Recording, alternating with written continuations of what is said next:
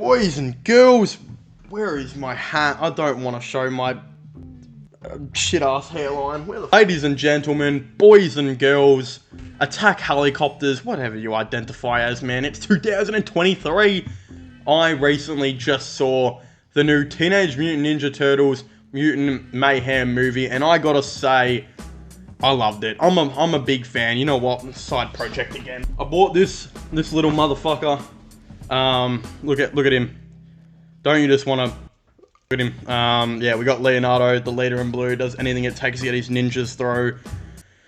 I really like this movie. I'm not gonna lie. Out of 10, what would I give it? I'd probably go an 8. I think a lot of people have been giving this a 9 out of 10. I think Rotten Tomatoes review was even a 97%, which, look, I can see why, but I think this was a solid 8. This was like if I gave it a random percentage that I'm pulling out of my asshole and my ass crack, probably like an 81%. I don't know where I got that 1% from, but there was a lot of things I really liked about this. First of all, I know a lot of people are talking about the animation, but honestly, we're kind of seeing this new style animation recently into the Spider-Verse and into the across the Spider-Verse.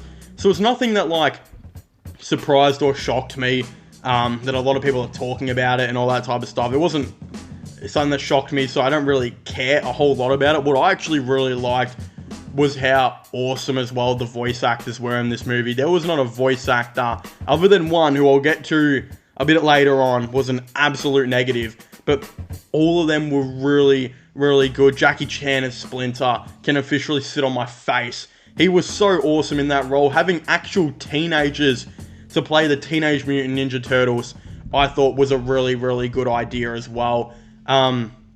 Again, other than the voice acting, just the dynamic and the chemistry these guys had on that was honestly really awesome. I thought the characters were really new. Again, somewhat getting into spoilers from now on. I really liked the plot. There was some things that I was a little bit scared about. For example, the fact that the Teenage Mutant Ninja Turtles were actually known now by the outside world. They actually know them. They're no longer hidden in the shadows. And, you know, of course, they end up going to school at the end of the movie. I actually thought that really worked well. And I'm one of those guys that is really against, like, usually the Turtles being known by the outside world. Again, I think it's never worked well at all, especially in the Megan Fox Ninja Turtles movie, the sequel to that, whatever that one was called. Literally, I think it's called, like, Out of the Shadows. That movie, again, not the biggest fan, and I just thought them being known by the world now just wasn't that good of a dynamic. This one, it just really worked. I also liked how, an issue that I have with some of the more recent Ninja Turtle takes is it feels like it can't really be enjoyed by everyone, like it's specifically made for kids. And that's always usually a no-no when you're going to Ninja Turtles, because you realize like 50% of the people who actually watch these movies are adults. And that's why I think the TMNT movie from 2007 and the 2003 or 2011 cartoon both worked so well, because they were both really mature takes.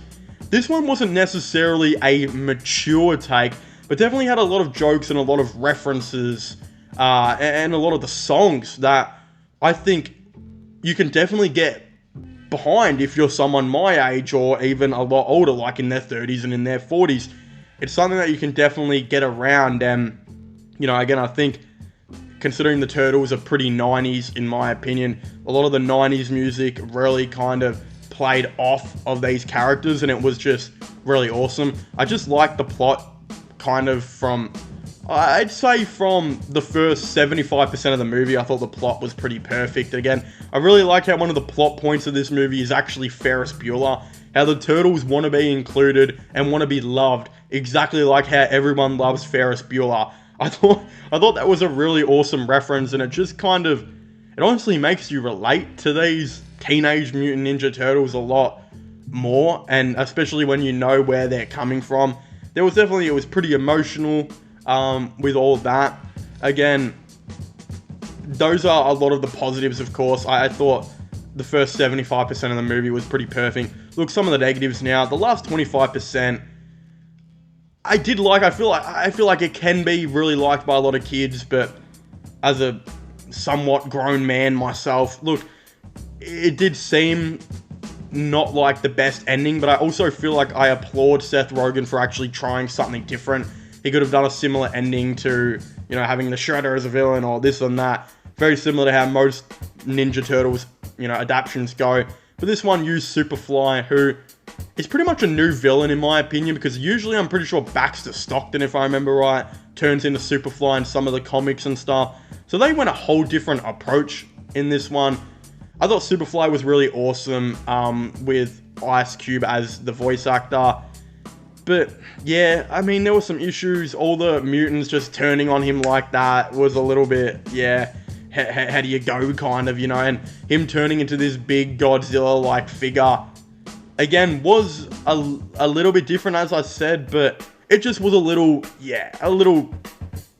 bit disappointing. I was maybe expecting more from that ending, especially with the villain. But hey, in the same time, I can't really say too much because I also applaud them for trying something different. So I don't really mind it. The stuff I really have a problem with, obviously, was, I think it was the crocodile, whatever the crocodile was supposed to be.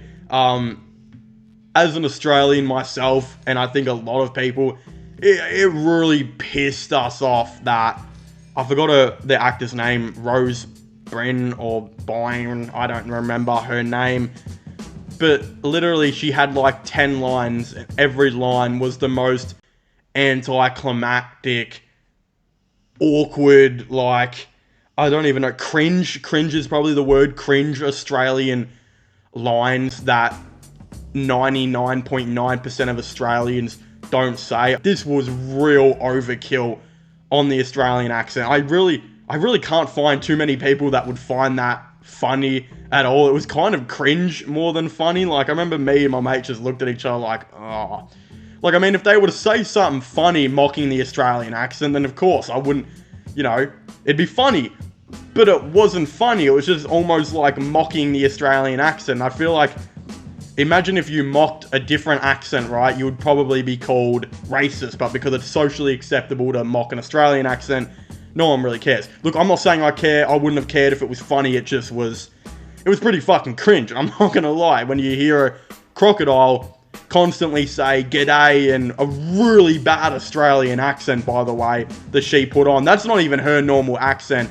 It was about 28 times levels higher. And again, I don't think there would also be any kids that find that funny. I don't know if Seth Rogen was just high in the studio and thought, let's do a really cringy ass 20 times over the level Australian accent. That almost took me out of the movie. And look, I might be saying this because I'm Australian, but I can't imagine Americans watching that and really not being taken out of it as well. It was pretty fucking bad. Look, I'm not trying to get political or anything here. It's definitely not what I'm trying to do. I'm just saying I thought it was pretty fucking cringe. And yeah, it was not funny at all. That was one thing, of course. Again, I thought I forgot her name, but the black chick who kind of had the Suicide Squad plot where at the start of the movie, she is like, we need to assemble a team to go and catch these alien-like figures and all this shit. It's kind of like the plot of Suicide Squad where Viola Davis is like, we need to assemble a team of crooks, you know, to go and catch other crooks. I don't know what, if they were like the FBI or whatever, or some like secret agency, whoever these guys were, but they were of course tasked with catching the other mutants. Her character was really boring, and look, throughout the whole movie, it was, I don't know, she was just an odd character who was somewhat irrelevant to me. The funny scene with her was, of course, when she did milk the turtles after all. But other than that, I didn't really like her character. I don't know if she's new at all. I just had Suicide Squad in the background the whole time. And I thought it was just me, but my friend also saw the comparison that I was dishing out. And then, of course, at the end of it, again, she's like, well, we need to up it. We need to, you know, kind of like Suicide Squad when the first one goes through, they're like, we need to get even a bigger villain, right? To come and catch these mutants. It's literally what she does with the Shredder. She literally Suicide Squads it and hires a villain to catch people who she thinks are villains, or she perceives as villains, right? I don't know. I didn't really like that. Her character just was a little shitty to me. But again, there were a couple other little nitpick things I had, but it's tough to say. This is supposed to be a kids movie. Again, the Australian accent was highly cringe. It was pretty stupid. If she just had a normal accent and made some normal Australian jokes, that would have been somewhat funny. But saying g'day and crikey repeatedly, I don't know, Seth Rogen, you've made some funny shit before, like Superbad, but that just kind of took me out of it. I think it took a lot of people out of it. And then the Suicide Squad plot point was a little odd. But yeah, I don't know. I really like the movie for the most part. I'd very much like to hear all of your thoughts and opinions down below. What are your positives and what are your negatives? Of course, I'd very much like to know. Don't forget to subscribe to the channel for all the latest movie content, gaming content, whatnot. Comment your thoughts and opinions down below, and I will see you guys next time. Goodbye.